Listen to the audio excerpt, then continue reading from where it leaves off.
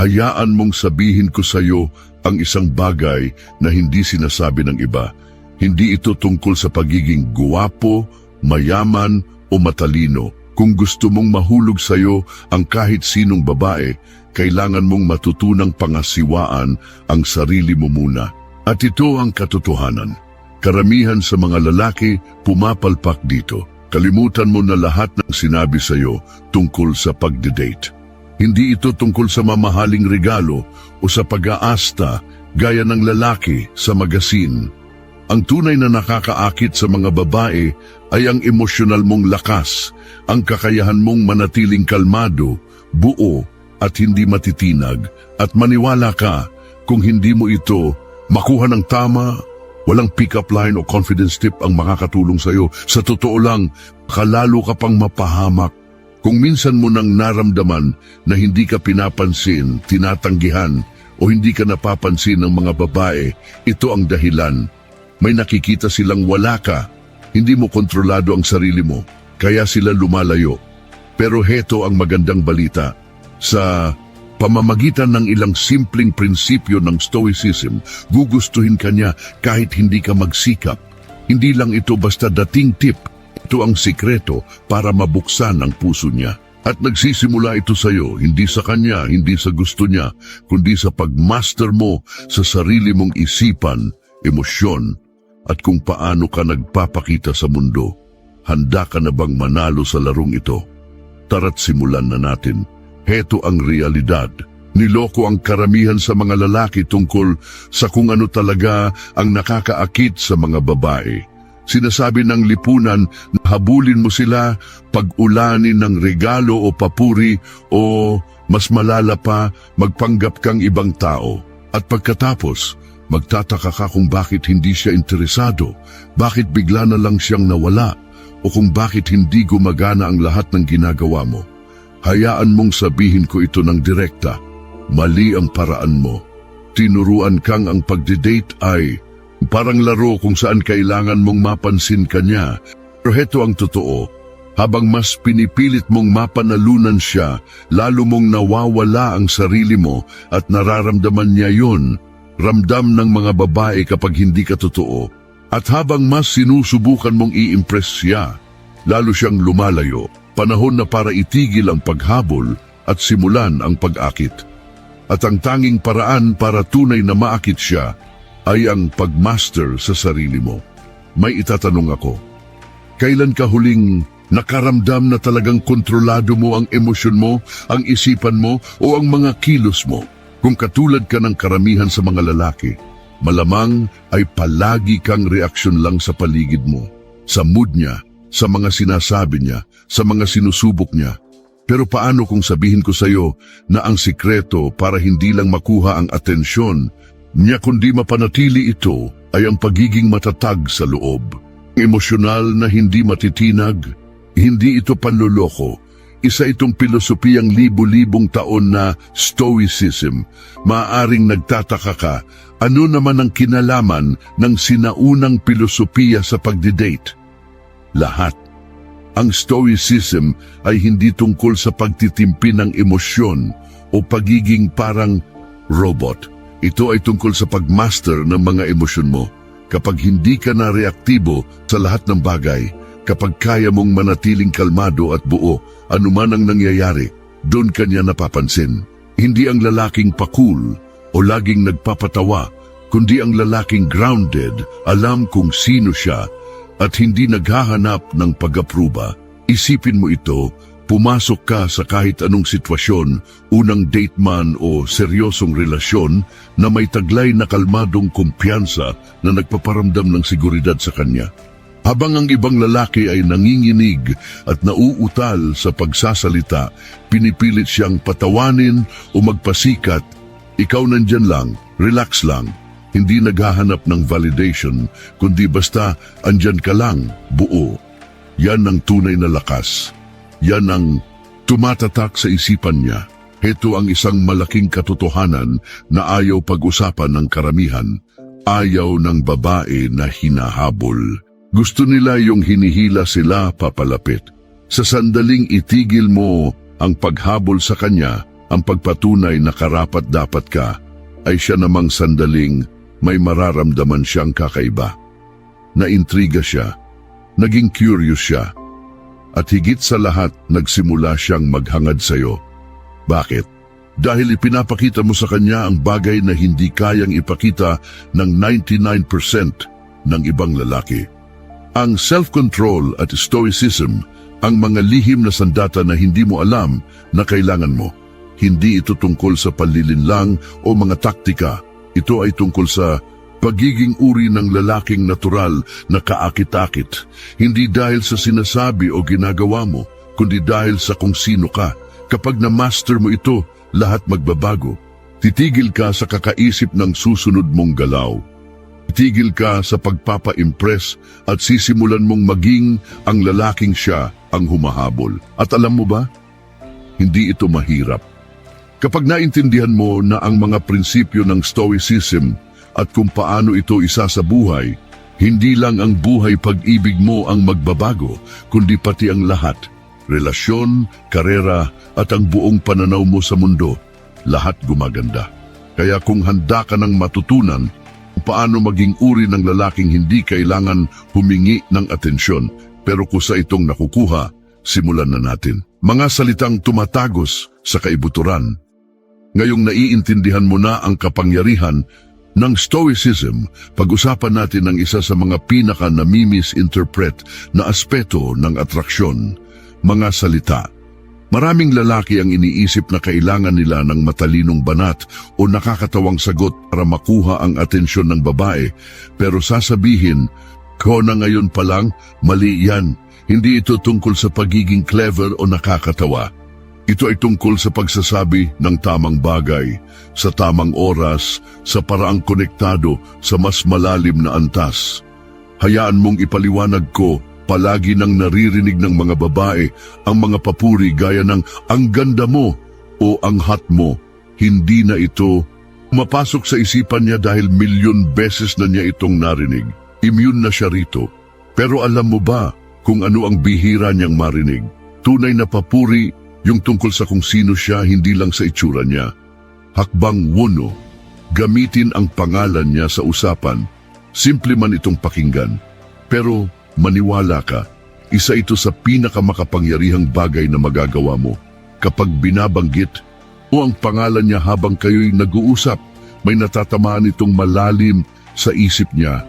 Napaparamdam mo sa kanyang kinikilala siya, natatangi siya at mahalaga siya. Pero huwag mo itong sosobrahan.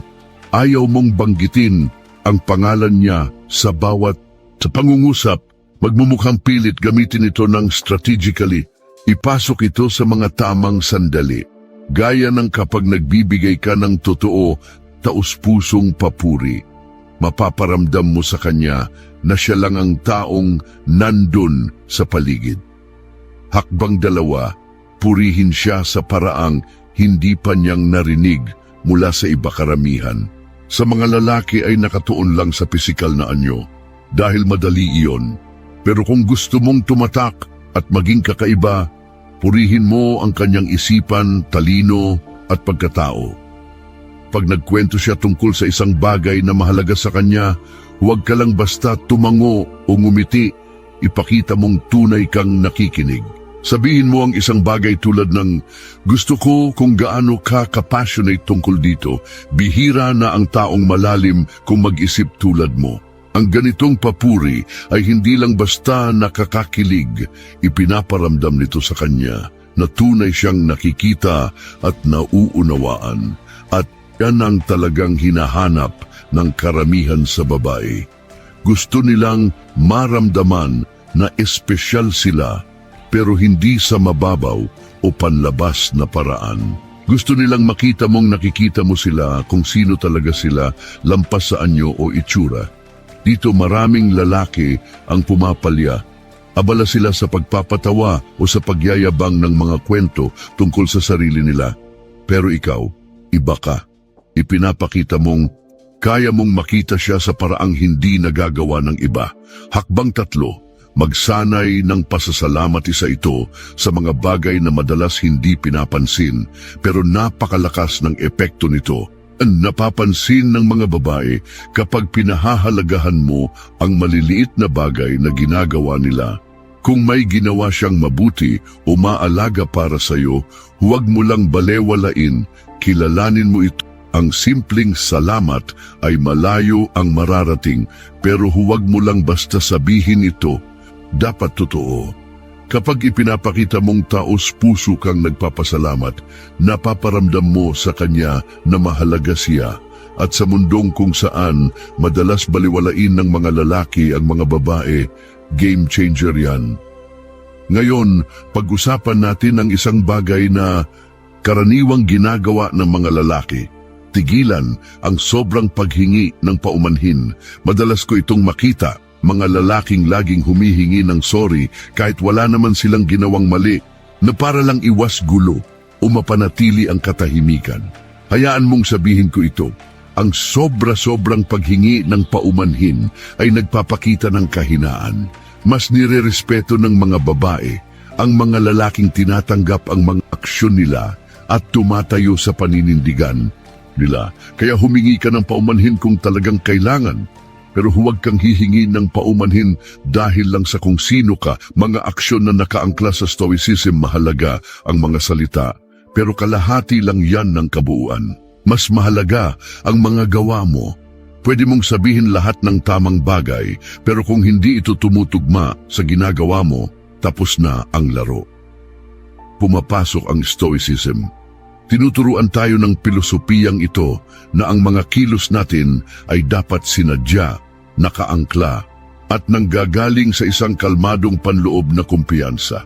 Ngayon, ipapakita ko sa iyo kung paano ito gumagana sa totoong buhay. Aksyon. Una, masterin ang iyong body language. Maaring tila simpleng bagay ito, pero dito kadalasang nagkakamali ang maraming lalaki. Laging may ipinapahiwatig ang katawan mo kahit hindi mo namamalayan. Kapag hindi ka mapakali, palipat-lipat ng timbang o iniiwasan mo ang eye contact, ipinapakita mo sa kanya na kinakabahan ka at wala kang kumpiyansa sa sarili mo. At kung hindi ka tiwala sa sarili mo, bakit siya magkakaroon ng tiwala sa iyo? Ang unang hakbang ay pakalmahin ang katawan mo. Tumayo ka ng tuwid, itapak ng buo ang mga paa sa lupa at i-relax ang balikat mo. Gusto mong maglabas ng kalmadong kumpiyansa, hindi tensyon. Mahalaga rin ang eye contact. Maraming lalaki ang iniiwasan ito dahil sa kaba, habang ang iba naman ay sobra kung tumitig na nagmumukhang nakakatakot. Ang tamang paraan ay ang stoic na balanse. Hawakan ang tingin niya ng ilang segundo, sapat para ipakita na naroroon ka sa kasalukuyan, ngunit hindi sobra para maging alanganin. Kapag tama ang timing mo, nakabubuo ito ng makapangyarihang koneksyon. Aksyon. Dalawa, kumilos ng may layunin. Isipin mo ang huling beses na pumasok ka sa isang silid. Nagmadali ka ba? Nakayuko, kinakabahan, at panay ang sulyap sa paligid? Kung oo, hindi ka nag-iisa. Karamihan ng mga lalaki ay ganito ang kilos ng hindi nila namamalayan. Ngunit tandaan mo ito, kapag mabilis kang kumikilos na parang walang direksyon, ipinapahiwatig mo na wala kang kontrol o kumpiyansa sa sarili. Ang mga lalaking may stoic mindset ay kumikilos ng dahan-dahan at may intensyon.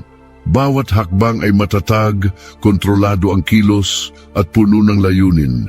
Hindi nila kailangang magmadali dahil alam nilang saan man sila naroroon, nararapat sila roon.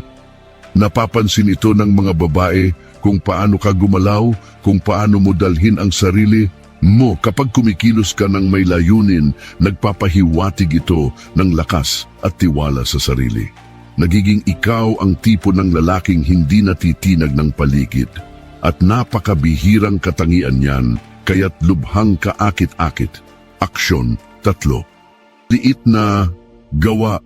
Malaking epekto. Kalilimutan mo na ang ideya na kailangan mong gumawa ng engranding romantic gestures para mapalapit ang isang babae sa iyo.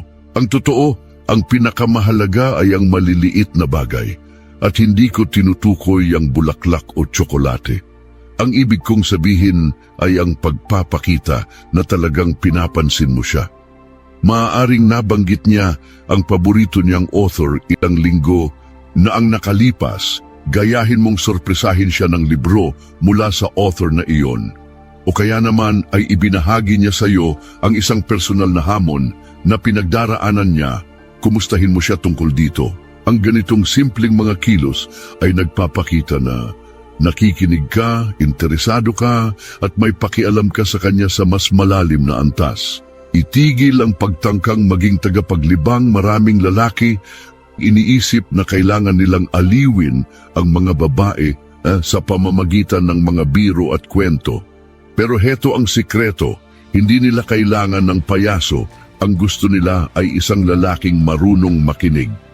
Kaya imbes na pilit mong maging sentro ng kasiyahan, maging lalaking nandoon talaga, nakikinig, at hindi palaging nagsasalita. Maniwala ka, mas nakakaakit yon kaysa sa pagiging nakakatawang lalaki. Paglalapat ng stoicism sa makabagong relasyon, pag-usapan natin kung paano humarap kapag hindi naaayon sa plano ang mga bagay. Dahil ganoon talaga ang buhay. Maaaring hindi gaanong maganda ang takbo ng date o baka bigla siyang lumalayo at hindi mo alam kung bakit. Karamihan sa mga lalaki ay mapapanik sa ganitong sitwasyon, pero ikaw, sakang stoic, hindi mo hinahayaang kontrolin ng panlabas na sitwasyon ang panloob mong kapayapaan. Senaryo 1. Kapag palpak ang date, maaaring hindi maganda ang daloy ng usapan o kaya naman ay nagkamali ang restaurant sa order nyo. Karaniwang susubukan ng ibang lalaki na ayusin agad ang lahat para lang gawing perpekto ang gabi. Pero ang isang stoic na lalaki, hindi niya kailangang maging perpekto ang lahat. Mananatili siyang kalmado, relax, at hindi naaapektuhan ng maliliit na abala. Alam niyang hindi ang sitwasyon ang mahalaga, kundi kung paano niya ito hinahawakan. At kapag nakita ng babae na hindi ka natitinag sa mga maliliit na bagay, mas magiging komportable siya sa iyo. Mas mararamdaman niyang ligtas siya sa presensya mo. Senaryo 2. Pag nagsimulang lumayo ang babae, ito ang isa sa pinakamahirap na sitwasyong hinaharap ng mga lalaki at dito rin sila kadalasang nagkakamali.